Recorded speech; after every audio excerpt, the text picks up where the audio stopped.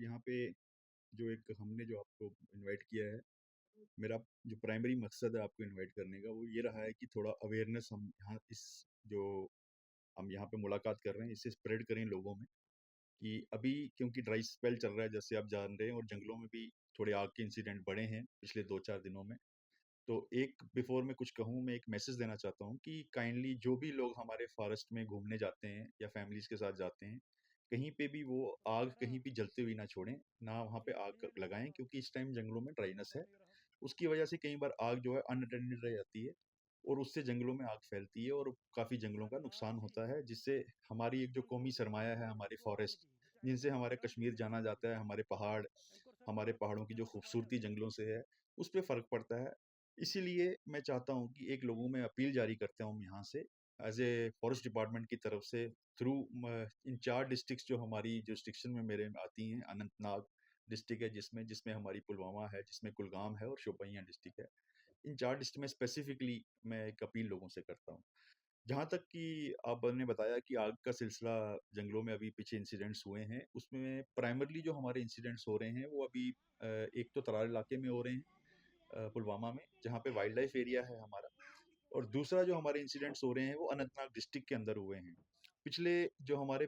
हफ्ता गया है उसमें 20 प्लस इंसिडेंट्स हमारे ये टोटल हुए हैं इन 2 जगहों पे, खासकर जो मैं आपसे गिन रहा हूँ, जो छोटे या बड़े इंसिडेंट्स होते हैं, जिस पे हमारा स्टाफ आप जानते हैं जैसे कि रमज़ान का भी पाक महीना था और ईद भी थी, उसके बावजूद हमारे स्टाफ ने रात में, दिन में अपनी जंगलों में जाके आग को बुझाया है और उसमें हमारे 4 विंग्स प्राइमरली इन्वॉल्व्ड होते हैं। मैं आपको बताता हूँ, जैसे हमारा टेरिटोरियल विंग,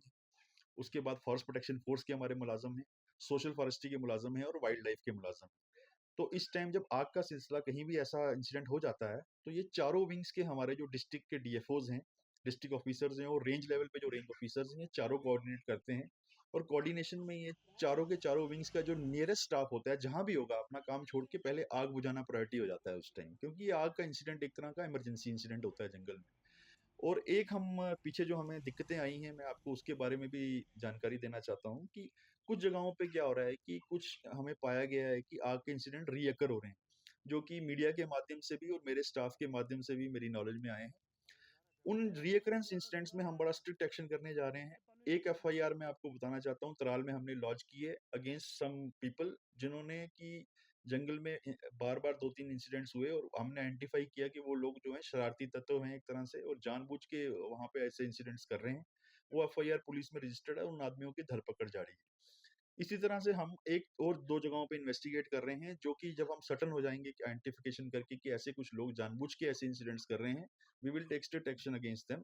क्योंकि किसी को हक नहीं है कि हमारी कौमी सरमाए को इस तरह से हम बर्बाद करें। और इसीलिए हम इन चीज़ों को बड़ा स्ट्रिक्टली भी एक स्ट्रिक्ट पॉइंट ऑफ व्यू से भी एक्शन करने जा रहे हैं।